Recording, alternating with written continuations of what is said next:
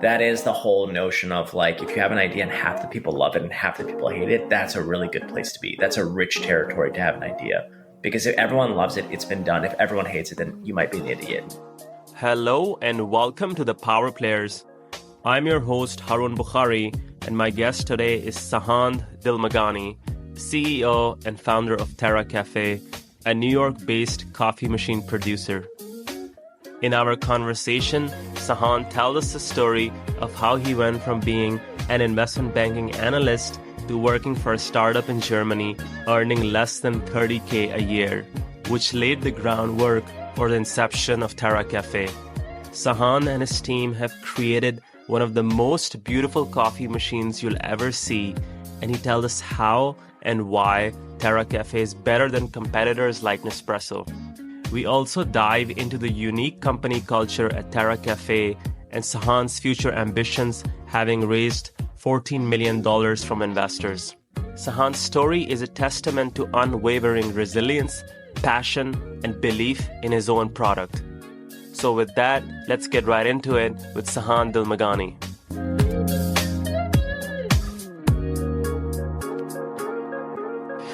Sahand, my friend, thank you so much for coming on. This has been a long time coming. Of course, man. I'm happy to be here. Thank you. So since a very young age, you've been entrepreneurial minded. You had your own lemonade stand. You tried to start a wind farm in the Midwest. How does this kind of person end up being a finance bro in investment banking? Being competitive, honestly. Being competitive. I think that was one of the funniest things that all of my friends who know me, I take a lot of pride in being very, I try to balance the IQ with the EQ, right? And they're usually always telling me like, no, you're not competitive. You love people. You're always trying to bring people together. And it's not that I find them to be mutually exclusive. I think you can have that side of yourself, but at the same time, I was highly competitive and I was always doing these entrepreneurial things. But you get to this point where I was going through, of course, conventional undergraduate business program, was seeing what was considered to be the top tier outcome out of the school and out of the university. And just, I don't know, I almost found it impossible to imagine not trying to target, what was supposed to be the top tier positions for yourself. Of course, I completely threw a wrench in my plans by going abroad the summer before graduating, which is supposed to be the year you locked out. Oh, where did you go?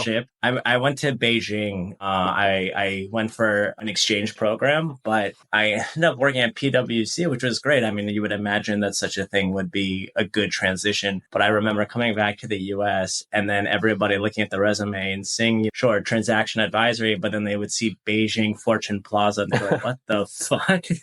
So they were like, yes. We're allowed to go there? We didn't know. Yeah. They're like, sure. The kid from Virginia, I'm sure he did a lot of work in Beijing. But yeah, it was actually, in a way, it was one of the most formative moments, but it was incredibly unorthodox. It created massive hurdles. And maybe in hindsight, those hurdles are for the best. But going through all of the conventional banking interview processes and then realizing everybody leveraging the internship and into either an extended offer or kind of leveling up, so to speak, with a better either boutique or bulge bracket bank. I felt like I just completely ruined my entire future trajectory. Of course, a classic 21, 22-year-old making mountains out of molehills. But yeah, that's what I thought at the time, at least. So how were your 2 years? Did you just get absolutely crushed? Yeah, pretty much. I remember one time our staffer, I went up to her and then I was on maybe like a 6-month just nonstop sprint. It was just every day we had like, a ton of stuff, probably like maybe like 3 or 4 or 5 live deals, whatever it was over that time. And then of course pitches alongside them. And it's not uncommon, especially in the middle market banks, right? Like you're going to be doing stuff like this, which is you're not going to have a lot of the departments to support. So you have to be a little more full service oriented or minded as a early banker or junior banker. But I remember going to the staffer being like, I don't want to say her name. It was like, I hope she's not listening. She is amazing for whatever it's worth. Whatever it's yeah, worth. You're amazing if you're listening. But she told me, she said, Sahan, it ebbs and it flows and it will get better. And I was like, Usually it just keeps ebbing. it, I was like, it keeps flowing. It needs to start ebbing real soon. And then they sent me $100 Amazon gift card. And I took the gift card and I was like, I don't need $100 Amazon gift card. I need sleep. I need It's sleep. like when JP Morgan, or I forget who the bank was, just started sending analysts fruit baskets, and some of these fruit baskets were just like the fruit wasn't even good. It was like it was rotten fruit. Yeah. Like, what is this? Elderberries? What are you sending me? I need to rest. But yeah, that was intense. And then, I had a good MD. That was the saving grace. He was a good guy. He was really, it's always the case, right? Like when you find one of those guys that really kind of went up the ranks and has definitely like made the active decision that they're not going to like pay it forward to the next class to just brutalize them. And it was rare as an analyst to have access to an MD. Yeah, It that's was very by rare. virtue. Yeah. It was purely by nature of like our team ended up getting distributed, and this is all pre-pandemic or well before the pandemic, but it ended up getting distributed where I was the only junior banker that was with him. And we actually ended up forging a pretty good relationship. Look, it doesn't mean it didn't translate to sometimes, as everybody I'm sure has, their own horror stories with this stuff. But, I thought I was going to have an early night. I thought I was ending early at 11:30, going home. I was super happy. I remember getting a message saying, I'm going to call you at your desk in 15 minutes. And I just told the cab. At that time, it was still like early days of Uber. So you really didn't use that often. But it was like, just turn it around. Just go back to the office. And he was like, yeah. I was like, just go back.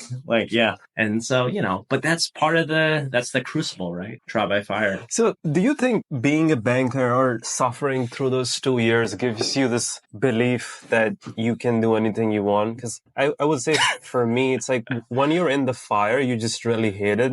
And you're, to be honest, depressed. But after you leave, I mean, just sitting at a desk, moving around logos for 18 hours a day, just something about that gives you this belief that you can do anything you want. So was it the case for you? Like when you left banking, you were like, I have suffered so much now. I really want to just do something else, and I know I can. I think I was looking at the hours I was spending on just the sheer volume of time I was spending doing that work, and thinking if I was working for myself, if I was doing anything for myself, if I was just pounding pavement, it doesn't have to be glamorous work. If I was doing anything, right, how far could I go? Because I'm working at times for people I don't know, on products I don't really care about, for, outcomes that I don't see the benefit of. There was always that challenge of realizing that, you're working for someone else. But at the same time, I remember doing a lot of these entrepreneurship courses and a lot of classes, and we would meet these founders that, everybody would be so enamored with. They'd be like, yeah, this person is so cool. I want to work for them.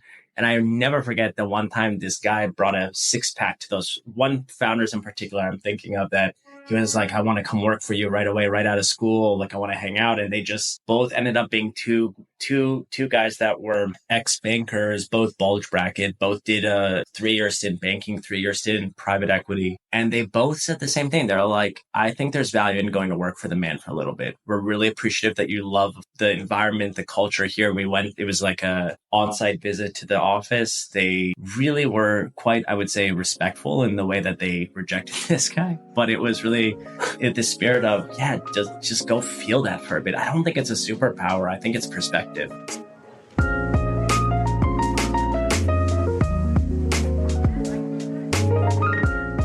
So, Sahand, both of your parents are architects, right? Yeah.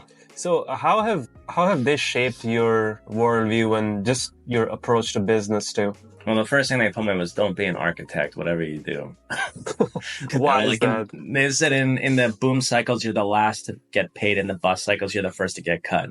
Like, that's a good answer. So I know that, it wasn't an easy life for them. And it's probably that observing them work so hard and do good work, candidly, like they did a great job. We had a good upbringing, but seeing how hard you would work in those environments, frankly, I don't know if anybody else shares that perspective, but especially when you've done things things like banking, or I would say probably consulting and law are similar, but you look at other people working really hard. It could be honestly like, especially pre-pandemic, you would get out the subway and see these, guys working the coffee carts, and you would talk to them and you're like, they sleep 4 hours a night. They're there. They get up at 11:30 p.m. to get to the place, to get to the cart, to get set up by 2 p.m., prepare their cart by 4 p.m. And I would ask them all these questions like, what is that experience like for you? And they're like, yeah, like this is every single day. And it's not as if I'm trying to juxtapose my parents being obviously doing white collar jobs is the same as that. But, especially just seeing how hard they worked. And the fact that in the arts, you really realize in the arts, even though every once in a while you hear the stories, the kind of like glitter of certain people who made it. And it doesn't matter whether it's in music or film or what have you, entertainment, media, or any type of arts,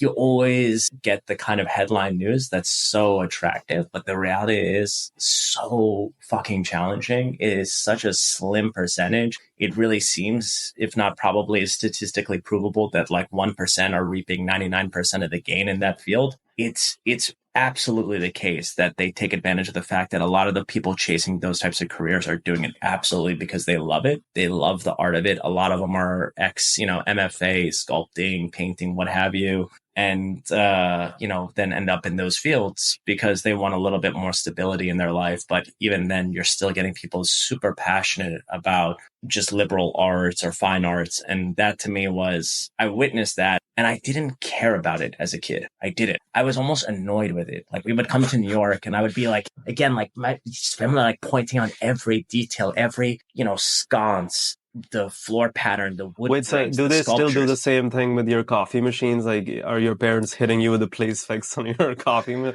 Like, this should be different, or this design can be changed. I got into like an hour-long thing with my mom about the color white that we chose. Why? She doesn't like it? It's just like CCO, Chief Comments Officer. There's just comments on comments on comments. I like that one. I did a talk once and I got a text with 10 bullets of things I could have done better. Like, oh, that's funny. First of all, you didn't talk about sustainability. You didn't. Wait, but we'll get into this in a second. But the second machine, the TK02, that's in two colors now. Or it's just white. Correct. No. It's white and it's matte white and matte black. We obviously, did a lot of work from the CMF, the colors, materials, finish. So it's not even just the color itself, not just the Pantone, but it's also the finish. So the gradient, the texture, the tactile elements of it, which is like, look, at the end of the day, that's what I was saying. When I was a kid, I didn't care much about the architecture side, but when you grow up, you realize how much of that has just seeped into your brain over time, and the level of detail orientation, the kind of articulation, the vocabulary you need to speak to all of these things. It was all kind of, the seeds were planted, right? And it served me incredibly well. But it's also something you become so obsessed with. You start to realize people who build products really, really well. You start to realize that they almost like in a subversive manner, you don't even realize you're falling in love. You just fall in love. And wow, you realize they create those special moments. And it's you want to carry that forward. You want to give that to the next person. And what better place to deliver that, to offer that than in your morning coffee routine. So I was one of the lucky few people that actually got a tour of your office and also saw this machine live. And I must say that it's probably the most beautiful coffee machine I've ever seen. And when I came back home to my Nespresso, I was genuinely depressed for 2 days. And I would gladly make the switch if Sahand gives me one of these things for free. My question is, why should someone use Terra Kaffe over something like a Nespresso? Yeah, I mean, look, like I said, if I don't mention the sustainability aspect, I'm certainly going to get some comments from my CCO. But I think I do think that is a major element of it. I do think that a big part of the thesis of the business and what we have found to be validated time and time again is the fact that when people want to graduate away from this single-use plastic and aluminum coffee pods, they're looking for that same level of convenience. That is the need, but the want, the desire is to also elevate the overall consumable. So that can be from customization, that can be from coffee quality, what have you. But ultimately, you want to be able to push a button. You want to be able to have a seamless, integrated morning experience, but you want that more artisanal, flavor, quality, and just, yeah, ultimately overall daily ritual. And so that is a big part of it, is that when we looked into that category of the machines that were making these automated brews, but doing it from bean to cup, which was called the super automatic space, they were incredibly dated products. And I'm talking from the technology stack, the quality of the brew, the distribution model, the pricing, you name it. And that's where we wanted to enter in, which is that we wanted to be able to deliver a much better overall experience while still keeping it very simple, very easy to use, easy to maintain. And frankly, kind of just update the entire profile. And when we talk about design, it's not just the build quality, it's not just the form factor, but also the software, the UI, to be adaptive to what the expectations are of a modern consumer. And that was not there. It was not there. I like the joke that we were like the iOS in a BlackBerry world, but that's like an insult to BlackBerry. It is straight up like iOS in like a Sega Genesis world. So is Terra Cafe kind of like a Tesla now? You have a machine and then you keep sending software updates? Yeah, exactly. So with the V2, the IoT connectivity elements of this, the beauty of that is not just to say I have a connected machine. The beauty of that is to be able to actually gather information from what users would love to see implemented onto the device, and then being able to push updates over the air so that, the product just gets better with time. I don't have to sell you a new machine to deliver you a new functionality. I can just, push that overnight and you can accept that onto your machine so that you have the latest version. And when we think about that for like Apple products, they're so advanced out the gate that, the product at your doorstep already is so established that, a lot of times people fall in love with it and they think, hey, it's pretty good. What do we really need that? But a lot of times what we find in these product categories that are quite nascent, and that electric vehicles is a huge one, a lot of connected appliances, the step function improvements are colossal. Sometimes that can be something as simple as, hey, I want my Apple Watch to tell me when the brew is done. So I grab my tumbler underneath the spout and head out the door to my, very busy day. That can be, somebody requesting a purge function because I want to empty these beans and I want to put a new one in. It can be all sorts of different functionalities. And with all the sensors and technology built into it, all of that can be automated. So that's where things start to get very fun and frankly, very malleable, because you can just start to create almost like a feedback loop with customers regularly saying, hey, you all vote. You tell me what you think is the most important feature you'd love to see implemented, and we'll get through the next top 5 over the next month. Yeah, that's really cool. So in your team of, how big are you guys, by the way? Right now, we're about 30 FTEs. 30. So of the 30 people, how many are like doing software? Well, our engineering staff as a whole is about, it's about a third or a quarter of the company. And of that, about half are software engineers. As you can imagine, there's also, so you have, of course, the hardware engineering team, and then you have people at the intersection from the electrical engineering to the firmware. But we also have a great kind of deep bench of contract workers that we partner with as well, that have been with us for several years, that support kind of on an as needed basis. And this feature you were talking about, when the espresso is done, you get a notification. Do you have that? That's pretty cool. No, that's an example of something we were just playing with. We were just, and those are the types of things we're not in. Is that a critical function? No, it's not. But that's the surprise and delight that we want to create. I think we almost want to plant all these little Easter eggs. So as people use the product more, they can start to have more fun with it. One of the things that was requested that we did build in, for example, right away, was just the cost savings calculator. And it wasn't that, necessarily complicated, but it was actually one of those things that we realized constantly gave a positive feedback loop to the user when they realized, okay, based on the drink that you brewed, whether it's a black coffee or a cappuccino or a latte or a cortado, we can actually calculate how much you're saving, both in terms of money and in terms of waste. So if you were shopping out of home or if you were using capsules, we can juxtapose all of that and say, okay, this is actually your net positive impact or, contribution juxtaposed against if you were buying all of these out of home or if you were just using coffee capsules this whole time. And I really like that. I was on your website and I was seeing the numbers. So I'm just curious, as someone who drinks, say, 3 Nespresso pods daily, if I switch to Terra Cafe, how much can I save per month? Yeah, we're gonna get back into my interview mode here. I'm putting you on the spot, but I don't think the math's going to be that hard. So I guess what would a pod equivalent be? I think your So website's at like 30-40 cents. yeah, so it depends on which one you buy, but like for averages, whether it's the Nespresso Virtuo line or the older pod that they have, which is, you can now kind of find some private label options available. Price can fluctuate anywhere from 40, 45 cents up to $1.20. We don't even assume the $1.21. That's Right. really the new line, which is really effectively an IP strategy by Nespresso to put the elbows up again in their space and lock people into a closed ecosystem. But I guess then be fighting words for Nestle, but whatever. I think that, yeah, it's one of those things. The way we articulate it oftentimes is if you're two people in the house having 2 pods per day, you're effectively having this machine pay for itself in a matter of like 3 to 4 months. And that is, it also, of course, depends on, how many, it does depend on which pods you're using and what kind of drinks you're brewing and how much milk you're going through, especially when it comes to out of home. But the reality of it is we know that the average American coffee consumer has 3 to 5 cups a day. Not all of that is in home, but we have the highest installed base of espresso machines and the highest installed base of coffee machines per household in the world. So it's not even close. We have 2 coffee machines per household on average in the US. The next closest is Germany. Wait, really? We have 2 machines per household? Yeah. That's insane. Yeah.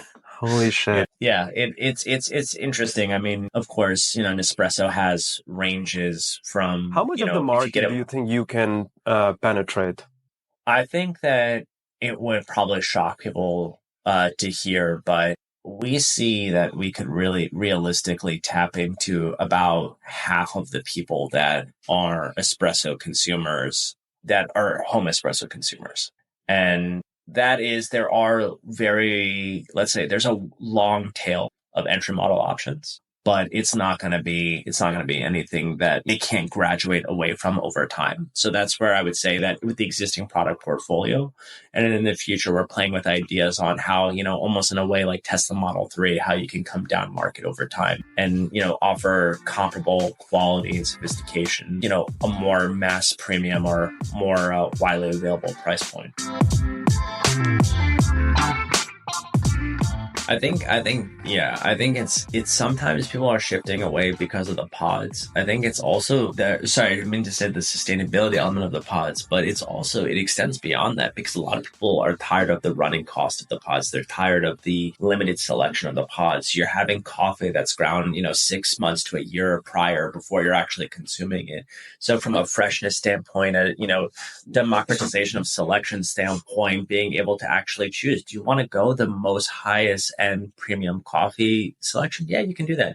Do you want to go to Costco and just get whatever they have? Yeah, you can also do that. It's kind of this freedom of choice to be able to determine what works best for you. And I think that that's what's interesting was this category was largely non-existent, or people pre-pandemic certainly didn't know about bean to cup machines. When I was doing my first surveys, I was living in Europe at the time, but I was kind of coming back and forth to the US with the idea of Terra Kaffe. And I remember just going out and doing coffee tastings with our first, demo machine, our first prototype. And I would ask people, what brands in coffee do you know? Just name brands in home coffee or home espresso do you know? There was one name. It was Nespresso. Yeah. That was it. That was all they knew. At the time, DeLonghi hadn't yet paid for Brad Pitt's face, but maybe that's changed now. So. I want to go back to the point where you started Terra Kaffe. So, now you're an investment banker. Walk me from that time to you deciding to start a coffee brand. I mean, I knew I was gonna start something. And I don't know if anybody out there kind of feels the same I don't know if like you felt that where, you knew you were going to inevitably at some point do something for yourself, by yourself, with a partner, what have you. But I just knew that was going to happen. And I was always trying to be mindful about the fact that I was in this role. I wanted to get the most out of it. I wanted to do a good job. I could completely call out the bullshit within it, but I knew that, at a certain point, like you have to just accept the role for what it is if you want to, do well. But after 2 years, looking at the third year offer, I already knew that I was going to, kind of jump ship at that point and consider something else. And I had an offer at a startup in California, but it was with all of these people that were from my undergrad that I knew. And it was a great company. I mean, it would have been a great opportunity, I'm certain. But I had a friend from Germany reach out to me saying, hey, I know we've been talking, I know we've been close, but this is a little bit of a different call. Why don't you kind of actually consider, instead of moving to California, move over to Germany, move to Berlin with us and do this electric moped startup. And I just thought, man, I'm 24 years old. I have this good experience. I feel like you get to this point in banking where it feels rinse, repeat. Even 2 years in, I felt like you kind of know more or less the job. I had some good relationships under my belt. I didn't feel like I was burning any bridges. And I figured if I'm ever going to make this kind of leap, let's do it now. And it just was the catalyst that precipitated into so many different opportunities. And that's where I think I kind of got the blueprint on how to start my own thing. I mean, that was the intention. I knew that founder since when he started the company. We were close when we were both living in China. And he was actually starting this idea, but I knew when they were at 7 people, this was going to be the best exposure I would ever get to actually seeing what is being done right and what is being done poorly on how to stand up an early stage company. And it translated exactly to that. It was perfect exposure. And it's not that you have this idolatry of the founder where everything they do is, with the Midas touch, everything they do turns to gold, but you scrutinize it all. You take notes, you keep track of what worked, what didn't, what kind of team members were incredibly unique in their skill set. What could you do with them in the future? It wasn't immediately with the intention of leaving by any means, but it was recognizing again, without having a specific timing, that inevitably I would start my own thing. And it was always those late nights, maybe with one person, maybe with 2 people, maybe over a drink. You start, I don't know. I mean, have you done this where you just start swapping ideas and start spitballing? Like, what about this? Like, what about that? All the time. Yeah. I'm sure today it's all about AI this, AI that, but whatever. Yeah. At that time, circa 2015, 2016, we were just playing with ideas. So who's we? At that time, as is the trope, oftentimes it was the late night in the office was the finance team, chalking up to being ex-banker. It's family. how you drive your team. But, we had a good dynamic, but oftentimes, of course was the case. You're trying to build infrastructure, build, financial, operational controls for the company so that it can scale, but also managing fundraising and all of the things that come with that. But at night, you're kicking back, you're in the office, you're in a loft space, you open all the windows, crack open a beer and just kind of recline into your seat and just start talking about anything and everything. Do all German offices have beer all the time? Yeah. That's funny. Unequivocally, yes. Unnecessarily cynical about where things were pacing. But I just felt like I was like, this is going to turn and I don't want to be reliant on getting round after round done. Even if you pull in a multi-stage, institutional investor, you're in this position where you're very beholden to an 18-month runway strategy. And I always felt very strongly towards that expression or that quote that, growth for the sake of growth isn't the ideology or the path of a viable business. It's essentially the growth of a cancer cell. Like, you don't need that. You don't want that. Right. That's not a viable. I completely butchered that quote, so we're going to gloss over that. But that is, to me, very much, the philosophy I had was I wanted something with good unit economics. I wanted something that could be a physical product, that could be delivering a unique experience, being in the services space. It's not the same. It's not. And a lot of the people we attract realize that, you do that for a certain amount of time, even if you leave banking and go into enterprise SaaS or something like that. There's nothing quite like being able to deliver a physical product to a customer that they're using on a daily basis. And I always loved coffee. I loved coffee. I love this space, chalk it up to being Persian. I love tea, coffee, dried fruits. You know what I mean? That's what I always say. It's like the social nucleus. I don't make the rules, but I follow them. Right. And it was. So now you have the idea. What are next steps you do from idea to machine? Well, that's where I would say I was fortunate that I had a lot of engineers and designers around me. I had a lot of people around me that were helpful in getting off the ground. But the very first thing I did was putting pen to paper on what do I think, it's kind of like you have your end state and you work backwards from there. So modeling out what I think is realistic in terms of building the product, building the brand, building the website, hiring the team. Who are the first hires? What do we need to have as a proof of concept to get the first round of funding done? What do I need to establish? Who are the vendors out there? Again, familiarity with, manufacturing in China, hugely helpful. So a sourcing project, who manufactures these types of machines? What parts can we get off the shelf? What parts do we need to build net new?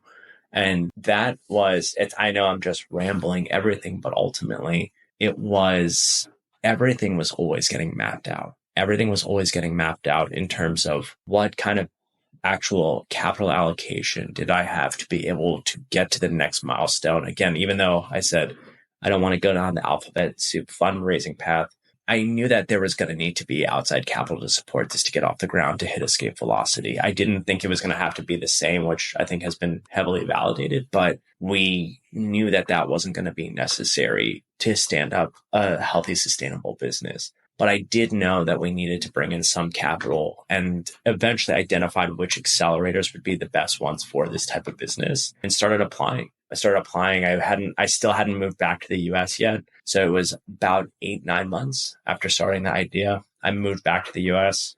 So you quit your job, you moved back. Yeah. And then you just started doing this full time. Yeah.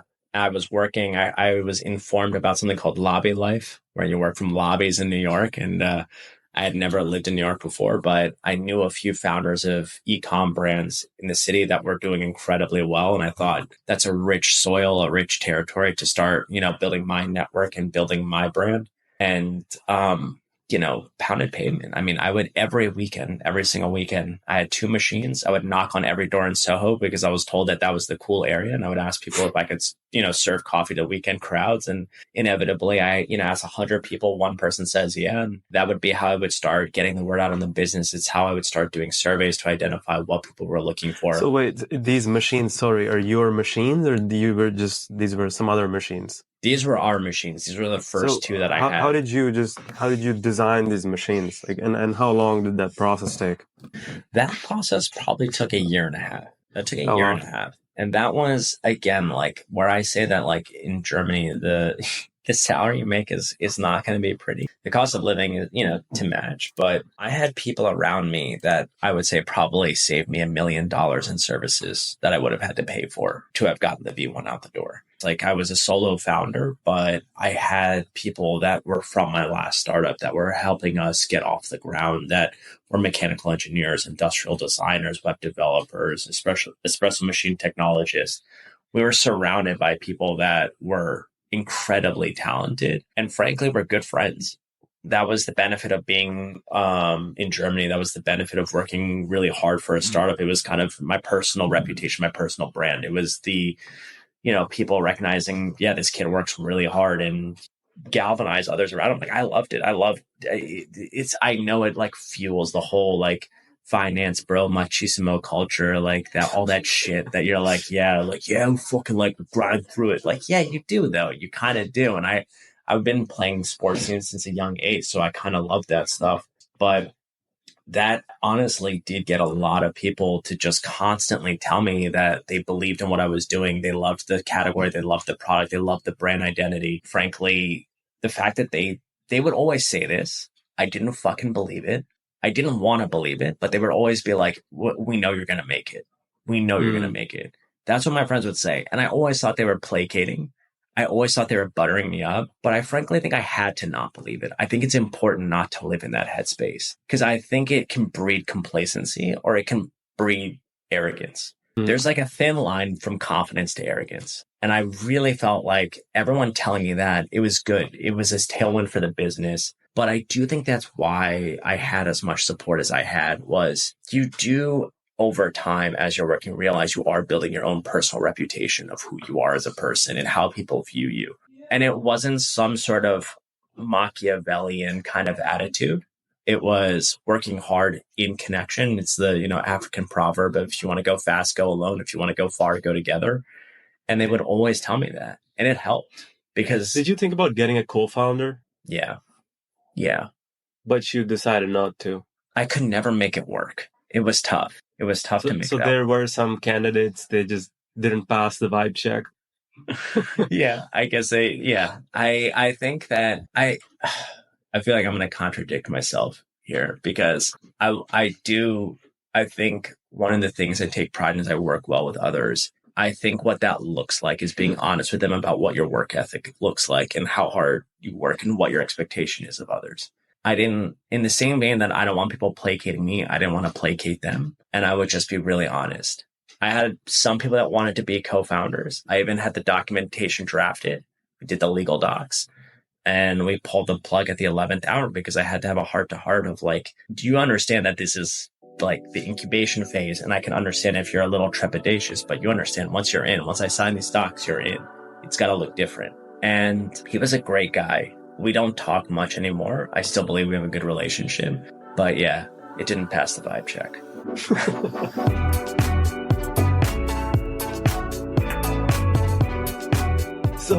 So Elon Musk says building a car is not hard. The harder part is the production. So what does a production line for something like a coffee machine looks like? It's crazy. And I love that we have people that come from, ex-Apple people, really sophisticated consumer electronics people that look at our product and then they see it disassembled and they say, holy shit, there's a lot of stuff packed into that very small box. And it's like, yeah, there is.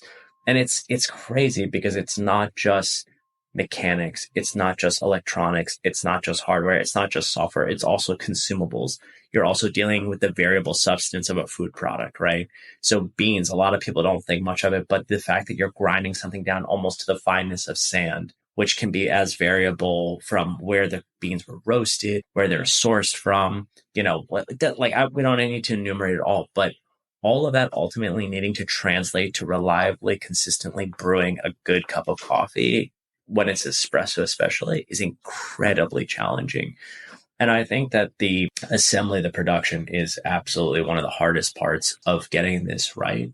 But that's where you also you just need good partners. You need to have good subject matter experts around you. You cannot get that level of, hubris in your way to create blind spots, because if you do, you're just going to create such a impossible hurdle to clear. But I do think that having been in electric vehicles, at least in electric mopeds, let me clarify, this product is mechanically more complicated than what I was dealing with before. Unless you're actually breaking apart the battery cell, this is more complicated.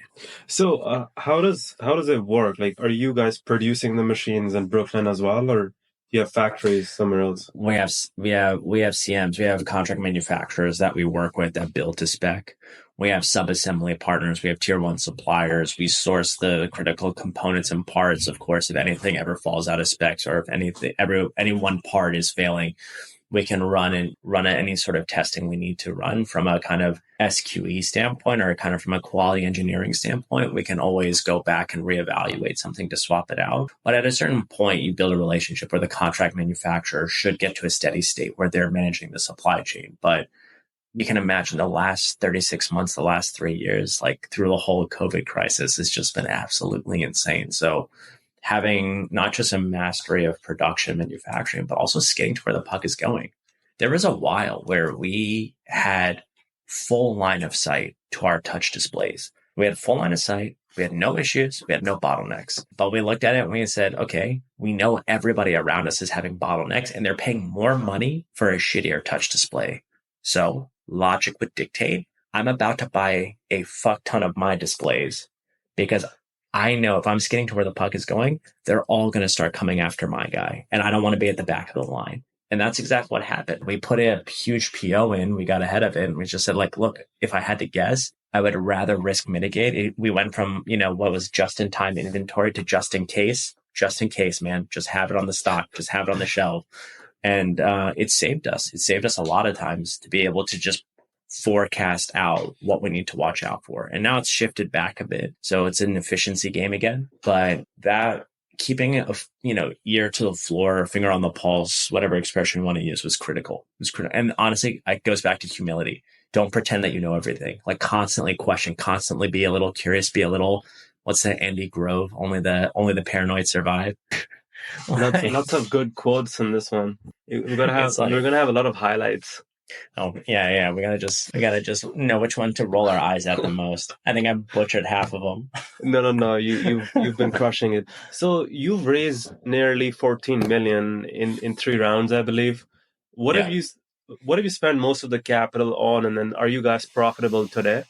Yeah, that's a great question. I think that to the extent that I can disclose, we've spent about a third of it on R&D and NRE expenses, so the non-recurring engineering and R&D side of the business. It's a little more than a third, especially across both products, so across the V1 and the V2, as well as some of the technology stack that we've developed on the software side.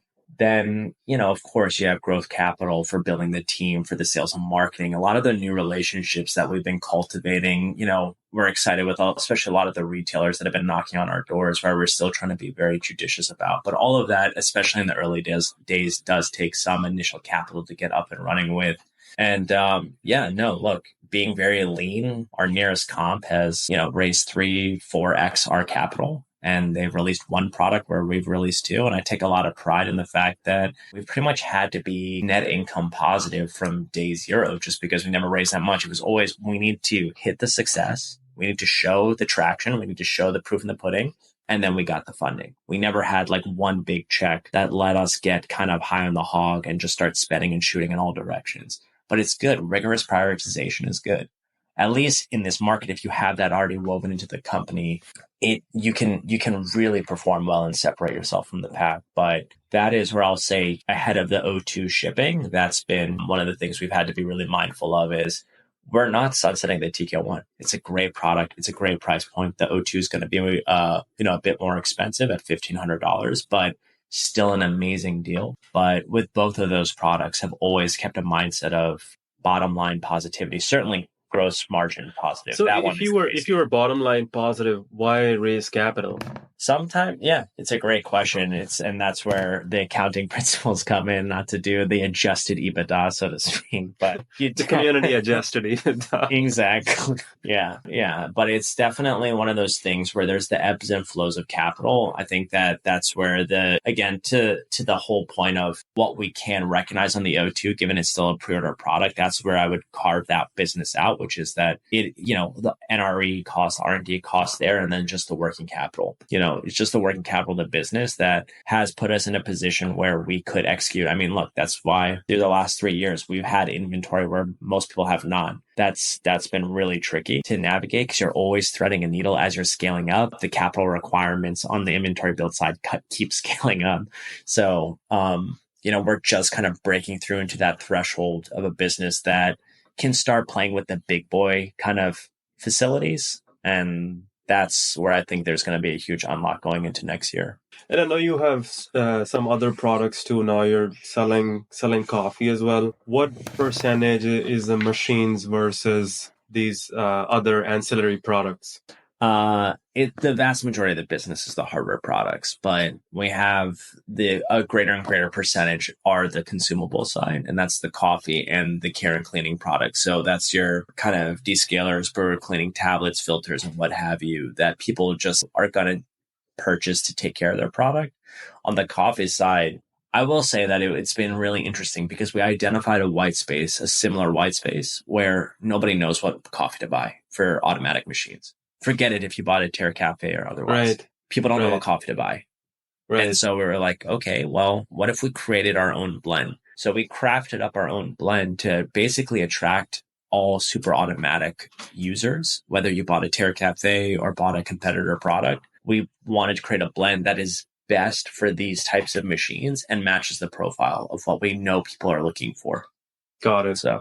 So to the extent you're allowed to share, what are your ballpark revenue numbers, and then what's your plan on scaling? Do you want to be an espresso, or do you want to stay the cool kid on the block in Greenpoint, Brooklyn? I don't want to lose the novelty. I definitely don't want to lose that. And I think the freshness of the brand comes from how we approach our creative kind of right brain side of the company. And the right brain really gets woven into every department, candidly. it's not just our design team. It's not just our software team. It is truly everybody that we work with. We try and keep that same level of creativity. Half the time I joke is that if espresso machines don't work out for us, we can either pivot to a record label or a Michelin star restaurant, because half this team is either chefs or music producers on the sideline. So we have our contingency plans mapped out. But look, we're in the double-digit million revenue territory. And it's incredibly exciting and exhilarating to be here. I don't think this is what most founders talk like. I never thought I would have gotten here. I just didn't want to live in that headspace again. I didn't think that was productive. I wanted to focus on the 3 feet in front of my face and get shit done. I wanted to just keep making progress and let the trail or breadcrumbs behind me just give you a sense of everything that we've accomplished, if you wanted to follow in our footsteps or if you wanted to keep track of our progress. That was the headspace I wanted to live in at all times. And it's been working out great so far. I would love to get big, but I would love to get big like a Sonos gets big. I'd love to get big like some of the electric vehicle players we've seen, honestly, like a Polestar or a Lucid. I would love to get big like a Dyson, even to a certain extent. Or, I think about like an Apple. I don't want it. I don't think Nespresso has that cool factor. I don't want to be the guy who turns to George Clooney just because I have no other ideas. And I'm like, I don't know, man. Approachable old white guy, I guess. No. Donald Glover, come at me. We want to do something. I like the Greenpoint Brooklyn vibe. Yeah. So what's the end goal? Do you want to keep this forever, or at some point do you want to sell it? I think that this is a tricky one. And it's not because I'm of what I can or can't disclose, but it's just about being thoughtful. I'm not going to pretend that I'm not an ex-banker who started a company who didn't recognize that this was a highly acquisitive space. You have two big juggernauts duking it out on acquisition between Nestle and Jab Holdings. You have other players on the periphery that have demonstrated interest, whether that's Coca-Cola, Starbucks, some of the bigger P&G, Unilever players. There's a bevy of consumer electronics and appliance players.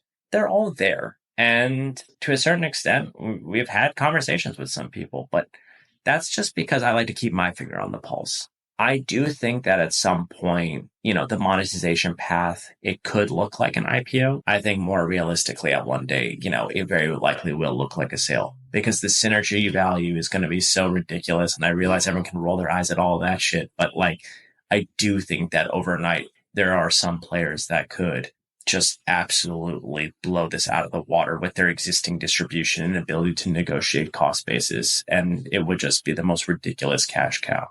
Would just be to continue focusing on building an enduring company, because I think that breeds optionality, and optionality breeds the opportunity to get an amazing deal done if we wanted to. But I don't think that should be the North Star at all times.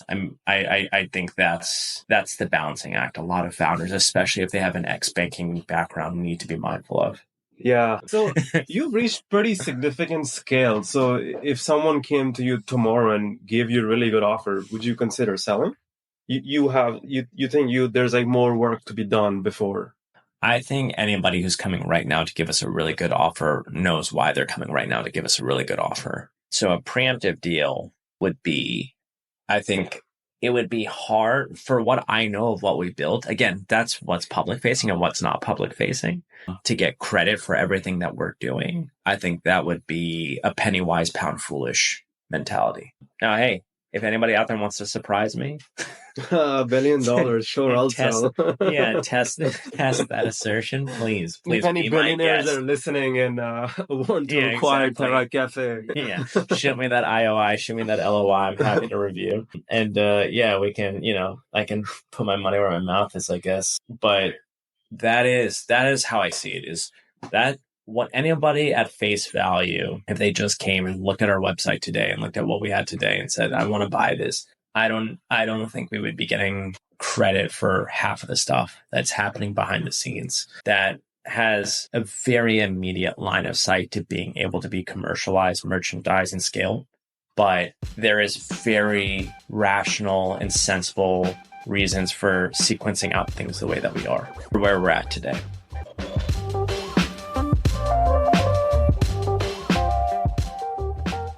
I want to talk about culture. I think that's a word comes a lot in business. No one really know what it means. But when I came to your office in Greenpoint, I really liked the vibe. I was like, everyone was cool. I was like, I can, just come here and chill myself too. I Yeah. guess, what does culture mean to you, and how do you set and define the culture you want at a firm like Terra Kaffe? What does it mean to me and how do I set it? I think the first few hires are critical. I think the first few people you pick, you need to be really, really mindful of the overall tonality, tenor with which you speak with each other. And the fact that, yes, you need competency, but you need a good dose of compassion and creativity as well. I think that we think about things a little too monolithically. I think a lot of people think about startups as I don't know, Travis Kalanick's Uber, where the conference room is called the War Room. And it's like, look, we started this conversation off with me telling you I'm competitive. I love to win. I love to win. I love more than anything is playing a good game. I love to perform well and play a good game. If I lost, I lost. I can own it. But I love playing a good match. And, that to me is being really, really painfully forthright when people start. You hire people who are coming from big tech, and they have very different expectations of what the work life is going to look like, what the kind of response No, it's just like the classic tech bro works 4 hours a day, and then the finance bro, you've seen the day in the life, 2-3x of that. Yeah. First, I start with the company sponsored breakfast by the omelet bar chef, and then I do my company's whatever. You know what I mean? Like, we've all seen that. Yeah, it's not that glamorous. It's pretty gritty. One of my first employees, God bless him, he was an amazing guy. He was super creative. He was super smart. He was an ex-banker as well. Surprise, surprise. The ex-banker hires an ex-banker. Deep in the music community, which was amazing. Again, very, very knowledgeable in a way that I found to be just so entertaining for myself and to learn about something else outside of my day-to-day work. But the guy he was an ex-CFO as well. And I would tell him, I'm not paying for Ubers. I'm not paying FedEx to ship these machines. If somebody lives in New York, if they're within the subway system, deliver it yourself. Here's a dolly. At the time, I had an IKEA bag. I didn't have a dolly even. The early days, my shoulders looked amazing. I was getting a workout every day, schlepping these machines. 35 pounds might not sound like a lot, but you should bring me one to Chelsea from Greenpoint. Exactly. Yeah. The absolute worst commute. The only way that gets worse is if you're in Washington Heights. But yeah, so I would say that that to me was the fact that he didn't skip a beat, because he also saw me do it. He saw me do it with the IKEA bag, and I would put a bag of coffee in there. And if I was doing a demo, I'd put the milk and the cups and everything, and I just put it on the shoulder, get screamed at by everyone on the subway for having a gigantic box during rush hour, taking up half the space. And there was solidarity in that. And I think that really set the tone of that kind of leading from the front mentality. But the fact that he did that, even when I reflect on it, I think that's crazy. The guy didn't, he probably would have just paid for the Uber himself just to take it and drop it off at the person's house. But I think he understood the kind of undertone of, even if there's one other person on the team with you, or even if there isn't, it's just embodying what it's like to be at that stage, because there are going to be 1,000 different things you have to do that are very low fidelity, very low resolution. Suck it up. That's the job. Put your ego aside and get it done. And and you know what you also do when you deliver the machine by hand? You meet the customer. You get to know who they are. They sometimes invite you in. Sometimes, in some cases, are a little too inviting. And I have to be I really got to get out of here. Thank you. Story for another podcast. Yeah, exactly. And you're like, okay, great. This was great. I got to go. Bye. But that to me, how valuable is that? Your first 150 customers, your first 300 customers, meet them, know their name. What do you think then they do? Hey, I met the founder. I know him. It was so cool. He delivered, he set up the machine, brewed the first cup of coffee. You know what I mean? It's and this is where I hit you with the yada, yada, yada from Seinfeld. But yeah, anyways, it's for me, it's it was so insanely valuable to do not scalable things at the beginning. I know you asked about culture, but again, all it does is it makes me reflect on those early days. And I think that it is so valuable to be in the trenches, to be in the foxhole together, but also hear people, like, right? Realize that, like, yeah, people are going to have people problems. Don't get upset about that. You should, if you hire well, no, you don't need to yell at a single person. You should be able to just say something is unacceptable. They should be able to take that and you should be able to move on. You don't have the time or the luxury to be going back and forth, getting into duking it out. That's not the point. Hear them, make sure they hear you. You don't need to pretend that everything is flat. There is a hierarchy and there's hierarchy for a reason. Move forward. Shit, now I'm hearing why I didn't get a co-founder. No, no, that was really good advice. So what is your day-to-day look like now, and what are things that you are focused on? Well, I mean, now that we have a formalized board, now that we have this peak season coming up, it's always a mixture, especially with the seasonality of the business. It's the preparedness, the marketing, communication, comm strategy, after sales readiness for all of the new, kind of tools and softwares we want to use before code freeze and before the holiday peak season. It's constant communication with our investors, or, whether that's the existing board directors and observers or just major stakeholders of the company. It's a lot of that. It's also building new relationships. It's a lot of a manufacturing angle, from a vendor relationship angle, from being brought in kind of in a pinch from a sales process angle, if it's, a new partnership, a new retailer, what have you. That whole jack of all trades is really true. I do think you need to be a master of something, not master of none. So I do think some specialty is important. And that's candidly where I chalk a lot of credit up to the banking background. I do think that being able to be comfortable with discomfort and being able to have a certain level of financial literacy and being able to take oftentimes really shitty, messy data and understand it quickly, or be able to provide some form of output out of it, it's incredibly categorically valuable to this job. It is not the crux of everything that you do. Yes, you need to have a quantitative lens. Yes, you need to have an empirical, lens to everything that's going on. But you better be able to balance that out with understanding if you're building a brand, if you're building something that has a strong visual language, if you're building a team, if you're building partnerships, you need to be able to speak multiple languages in that sense. And so that to me is where the day-to-day looks really different. But I do think that everybody needs to be pretty mindful of the fact that, like, you should be coming with, what do they say? It's like a mile wide, inch deep. Like, you need to be a mile deep on something. Right. And it better be pertinent for your category. Like, nobody needs me doing an AI or a Web3 startup. Like, I shouldn't do it. I'll be the first to tell you, like, I'm not the guy. But for what I'm doing, yeah, it makes a lot of sense. So when we met in Greenpoint, you told me the story of you were 1 week away from going out of business and going back to probably being an investment banking associate. So what was the story, and who saved you? Yeah, that was there are a few rounds. I remember I told somebody, I was like, I had 2 rounds of almost going out of business, and he laughed. This was like 2 years ago, but he laughed and he goes, "Oh, you've only had 2?" He's like, "You'll have at least another 3 or 4 more." And I was like, "Cool, man, thanks." But yeah, the very first one, I mean, I was financing the entire business. I was financing the company, obviously myself, from just like rent and food. And I remember I got down to the last $2,000. I'd saved everything from banking. I wasn't burning through anything. I wasn't blowing through any cash. I was super, super careful with spend because, again, I knew I was going to start something. I knew that was going to be at some point that journey would start, and I would need to be able to get it off the ground.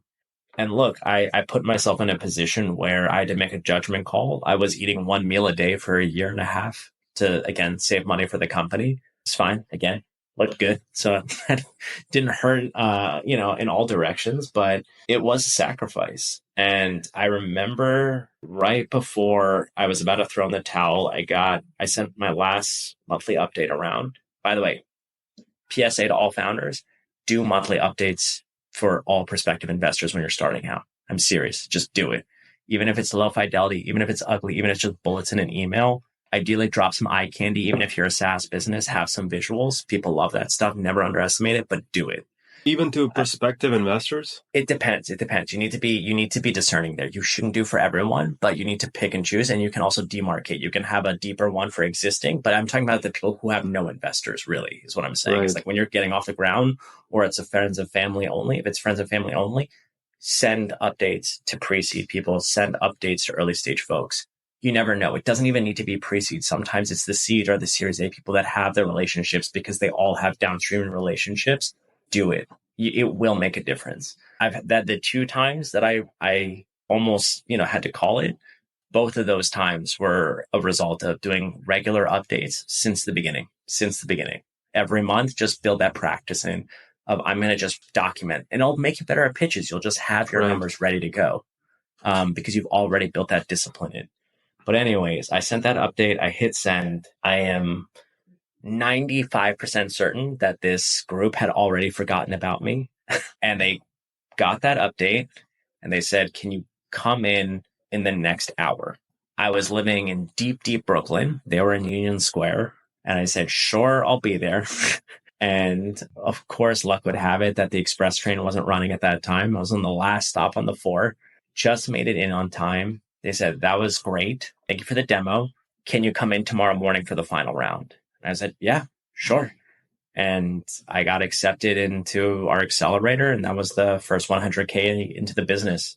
And yeah, I broke down. I mean, like I thought I was down for the out. It makes me emotional now thinking about it because I was kind of the one in my family that I thought I was going to be there for my parents, my brother, which they're all fine. But I just, I always wanted to give them a slightly better life. I just felt like they deserved it. They worked so hard. And I felt like I had kind of thrown everything or just kind of set everything on fire, candidly. I felt like I just squandered it. And then it was like, you live to fight another day. And then you live to fight another day. And you live to fight another day. And you're like, and then all of a sudden you're in this business that has FTEs, contract workers, huge partners, great, things in the pipeline. And you're like, I do think that's what it looks like. I don't think there's this magic, snap of the finger that gets it done. I just think it's persistence and resilience. Yeah, I love that story. So for entrepreneurs and people who are trying to build their own coffee brand, what advice would you have for them?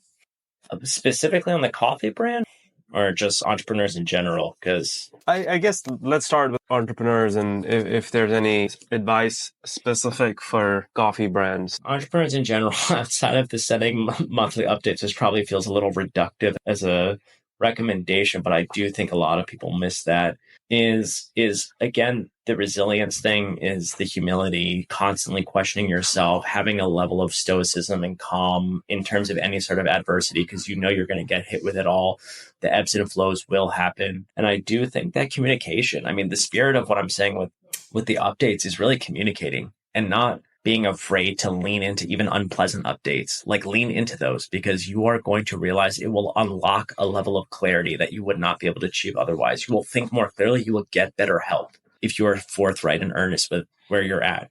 People are always excited to help people out more than they think. When you put the word out there, it might not be that contact, but that contact might be so impressed or admiring your level of transparency and candor and professionalism that they're going to start opening up doors for you. It does take a village. So that would be on the overall just entrepreneurship side.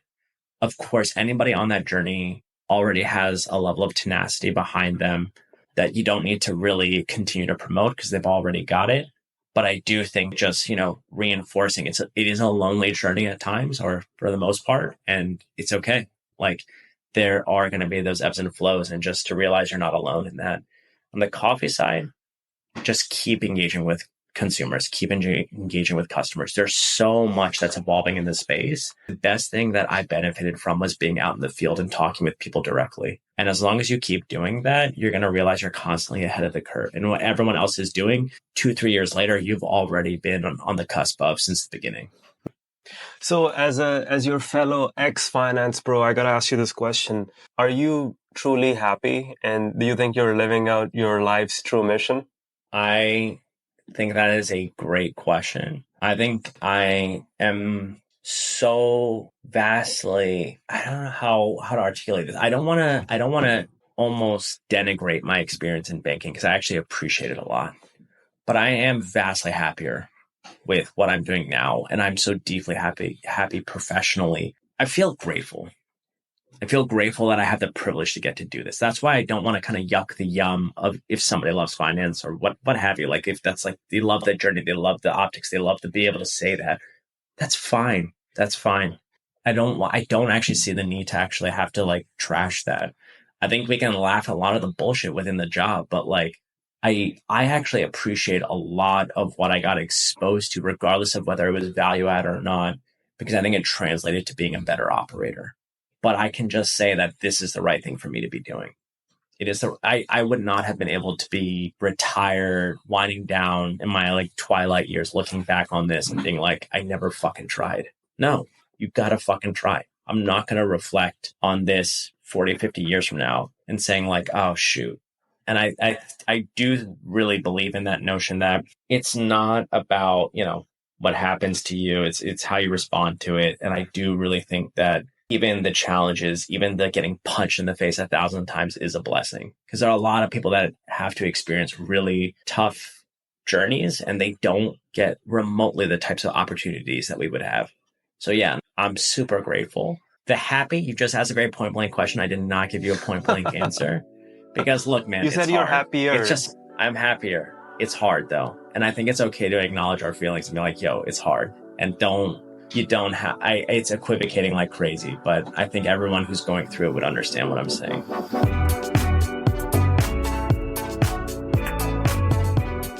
So, Sahand, at the end of this, we do a few rapid fire questions. Are you ready? Yeah, hit me with them. Favorite book and podcast? Boys in the Boat, Pivot. Who's your role model? It is the fastest thing comes to mind because I was thinking it's one of my favorite books is The Rise of Theodore Roosevelt. So I guess I'll say Theodore Roosevelt, but I probably want to think a little bit more about that one. What food goes best with coffee, if any? Fantastic question. Classic croissant, just perfect butter croissant. Is there any bakery you'd recommend in New York? Le French Tart Deli in Carroll Gardens. I'm sorry to say this, Laurent, but I hate the name. But it's absolutely the best croissant. Go there in the morning. They're fresh. They're warm. It's incredible. Most expensive cup of coffee you've had?